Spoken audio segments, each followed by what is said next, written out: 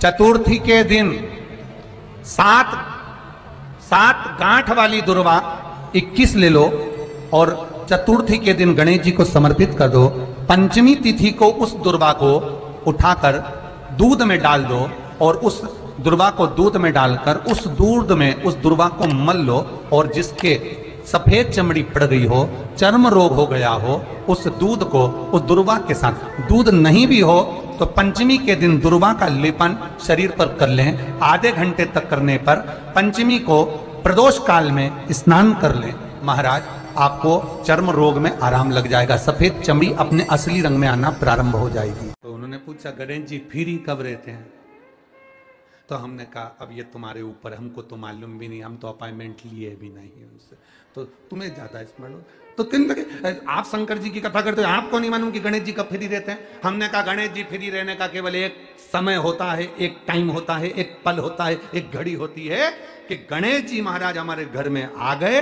गणेश जी की सबसे पहली जो आरती हो, उस आरती के समय पर अगर धूप बत्ती जलाई जाए या गोबरी को जलाकर उसमें गूगल छोड़ी जाए और गूगल छोड़ने के बाद गणेश जी का नाम ध्रुम वर्ण कह दिया जाए तो गणेश जी को तुम्हारे घर की पूजा स्वीकार करना पड़ती है। बस वो समय हम जानते, हम तो बस उतना जानते हैं कि शिव महापुराण में लिखा और मुद्गल पुराण में लिखा, गणेश पुराण में लिखा, गणेश जी का एक नाम होता है ध्रुम वर्ण। क्या नाम है? ध्रुम वर्ण गणेश जी का एक नाम होता है। जब हम धूप जलाकर और धूप लगाने के बाद में गणेश जी की सबसे पहली आरती करने के पहले अगर हम सबसे पहली आरती गणेश जी की कर रहे हो, अपने घर में स्थापना कर रहे हो, बिठा रहे हो और तुम चाहते हो कि गणेश जी मेरे घर में आके मेरी पूजा को स्वीकार करें और जो मांगू मेरा गणेश मुझे दे 10 दिन के अंदर, तो पहला नाम लेकर पुकार लेना ध्रुम वर्ण विनायक, बैठो, बस काम हो गया। वो फ्री होकर आता, वो बैठता अलमस्तता में। भगवान शंकर पर विश्वास रखकर एक एक पल, एक एक घड़ी, एक एक समय, एक एक नक्षत्र का शिव महापुराण में वर्णन है। यहां तक शास्त्र कहता है कि पीपल के वृक्ष की जब भगवान शिव रचना करे, पीपल के वृक्ष की जब रचना करी गई तो उस पीपल के वृक्ष में भी कौन सा समय किसका है ये शिव महापुराण वर्णन करती है। सुबह 4 बजे से लेकर 7:30 बजे तक पीपल के वृक्ष में ब्रह्मा जी का वासा होता है। 7:30 बजे से लेकर 10:30 पौने 11 बजे तक पीपल के वृक्ष में भगवान विष्णु का वासा होता है। 10:30 बजे से लेकर पीपल के वृक्ष में 11:30 बजे तक पितरों का वासा होता है। 11:30 बजे से लेकर 12:30 बजे तक पीपल के वृक्ष में आहूतों का वासा होता है। 12:30 बजे से लेकर शाम को 4 बजे तक पीपल के वृक्ष में वासुकों का वासा होता है। 4 बजे से लेकर शाम को 7:30 बजे तक पीपल के वृक्ष में शंकर का वासा होता है। 7:30 बजे से लेकर 9:30 बजे तक पीपल के वृक्ष में कुबेर का वासा होता है। 9:30 बजे से लेकर फिर कुबेर के वृक्ष में अन्य देवों का वासा चालू हो जाता है। इसलिए हमारा हिंदू धर्म कहता है, हमारे शास्त्र कहते हैं कि पीपल के वृक्ष को जब पूजा जाता है, पीपल के वृक्ष की जब पूजन करी जाती है तो सुबह 10:30, 11, ज्यादा से ज्यादा 11:30, ज्यादा से ज्यादा 12, उसके पहले पीपल के वृक्ष की पूजन कर लेना चाहिए। क्यों? क्योंकि 11:30 बजे से लेकर 12:30 बजे तक पीपल के वृक्ष में पितरों का वासा रहता है, आहूतों का वासा रहता है, फिर वासुकों का वासा आता है। पितृ किसको कहते हैं? महाराज जो पूरी उम्र लेकर चले गए और उनके भीतर अभिलाषाएं बहुत थी, मैं ये भी करना चाहता हूं, मैं ये भी करना चाहता हूं, वो पितृ हो जाते हैं। आहूत किसको कहते हैं? जिस माता के गर्भ में बच्चा जन्म ले और मर जाए, या 6 महीने का गर्भ धारण करने के बाद अवर्षण हो जाए, जीव पड़ने के बाद 6 महीने के बाद अगर बच्चा गर्भ में भी शांत हो जाता है, कुंवारी अवस्था में शांत हो जाता है, जिसका विवाह नहीं हुआ ऐसा बच्चा जब शांत हो जाता है, अधोगति में कोई मर जाता है, सुसाइड कर एक्सीडेंट में किसी भी रूप में मर जाता है तो वो आहूत कहलाता है। और बहुत ध्यान देना साहब, शिव महापुराण की कथा कहती है पितरों को भाग मिलता है, इसलिए पितृ तृप्त रहते हैं। बहुत सुंदर संवाद है। एक वामदेव नाम के शिव जी के परम भक्त शिव उपासक थे, उनको शिव योगी भी कहते थे, वामदेव उनका नाम था। शंकर की भक्ति बहुत, एक नियम उनने अपनी जिंदगी में ले रखा था, केवल एक नियम। और आपसे भी निवेदन है, अगर शंकर जी के मंदिर में आप जाते हो रोज प्रतिदिन भगवान शिव के मंदिर में जाते हो, शंकर जी के मंदिर में दर्शन करने जाते हो, शंकर जी के मंदिर में एक लोटा जल चढ़ाने जाते हो, शिव जी के मंदिर में यदि आप प्रतिदिन जाते हो तो मेरा एक निवेदन आप सबसे है कि शंकर जी के मंदिर की कोई एक सेवा आप खुद अपने पास में रख लो। मंदिर में जाऊंगी, झाड़ू लगाऊंगी, मंदिर में जाऊंगी, जितना निर्माल्य पड़ा होगा उसको उठाकर एक कोने में रख दूंगी, बाद में विसर्जन कर दूंगी। मंदिर में जाऊंगी, किसी ने दिए लगा कर रखे होंगे, उन दियों को जब वो ठंडे हो जाएंगे उठाकर एक कोने में रखी होंगी। मंदिर में जाऊंगी, मंदिर के जितने लोटे हैं, बर्तन हैं, उनको मैं साफ कर दूंगी। मंदिर में जाऊंगी, बेलपत्र ले जाकर मंदिर में रख दूंगी, बाबा को चढ़ जाएगा। मंदिर में जाऊंगी, कहीं जाले लग रहे होंगे, झाड़ू उठाऊंगी, उस जाले को मैं साफ कर दूंगी, जिससे मेरी जिंदगी के सारे जाले समाप्त हो जाएं और मेरी जिंदगी भी अच्छी हो। एक नियम, जब हम हमारी जिंदगी में कोई एक नियम धारण करते हैं तो देवाधिदेव महादेव हमारी ओर अग्रसर होकर आते चले। वामदेव एक ऐसे शंकर भगवान के भक्त हुए, शिव के उपासक हुए, जिन्होंने शंकर भगवान पर ना जल चढ़ाया, ना शंकर भगवान पर बेल चढ़ाया, ना शंकर भगवान को प्रसाद चढ़ाया, ना शंकर भगवान को कोई वस्तु चढ़ाई।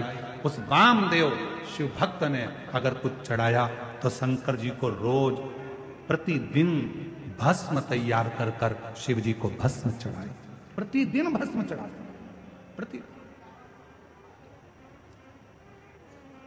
प्रतिदिन भस्म। आप सबको मालूम है ना भस्म कैसे बनाई जाती है? भस्म का नियम क्या है? अलोनी गोबरी, अलोनी गोबरी किसको कहते हैं? कंडा किसको कहते हैं? एक होता है गाय का गोबर लाए, हाथ से ऐसे ऐसे थाप कर उसका कंडा बना दिया, गोबरी बना दिया, ठीक है? वो नहीं, गाय ने, देसी जो हमारी वेद लक्षणा गाय होती है, देसी गाय होती है, उसका जो गोबर गिरता है वो गोबर अपने आप सूख जाए, वैसा कि वैसा ही, उसको हाथ लगाकर थापा ना जाए, सूख जाए। ऐसे ऐसे गोबर जंगल में बहुत मिल जाए।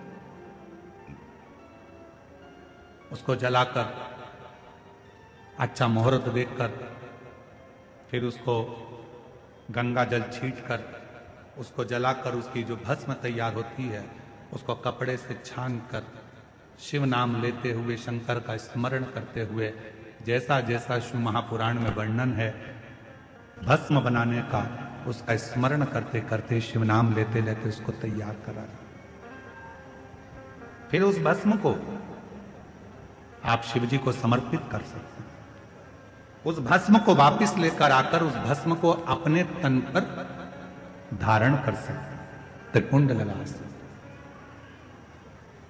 वामदेव एक ऐसे शिव भक्त हुए जिन्होंने शंकर भगवान को कुछ नहीं चढ़ाया, केवल शंकर भगवान को भस्म चढ़ाया, केवल भस्म, और भस्म से बात पूछा,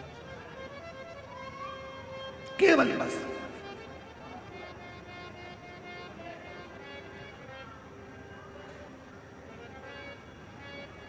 एक दिन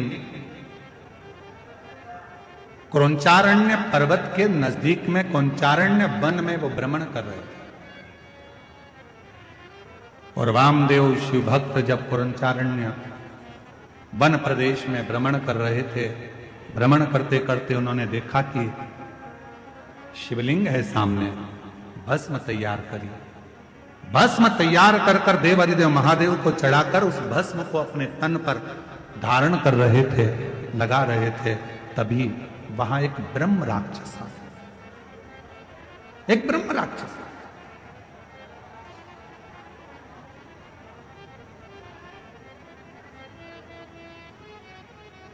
और एक ब्रह्म राक्षस उसी समय पर आया, और जैसे ही ब्रह्म राक्षस आया, उस राक्षस बहुत दिन का भूखा था, उसको कोई भोजन नहीं मिला। वामदेव को देखा तो बड़ा प्रसन्न हुआ कि आज बहुत दिन के बाद मुझे भोजन प्राप्त हुआ,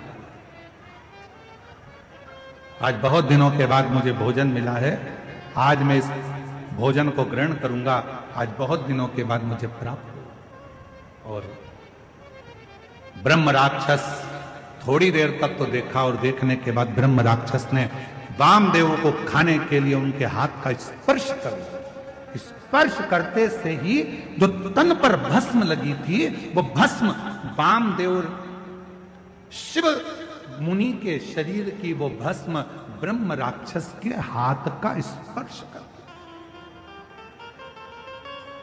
हाथ का स्पर्श। हमको कभी कभी लगता है कि क्यों इतना। दोस्तों, आप सभी को इस वीडियो के माध्यम से अमावस्या तिथि के विषय में जानकारी दी जा रही है। तो अगर वीडियो पसंद आए तो लाइक शेयर एंड सब्सक्राइब करें। धन्यवाद।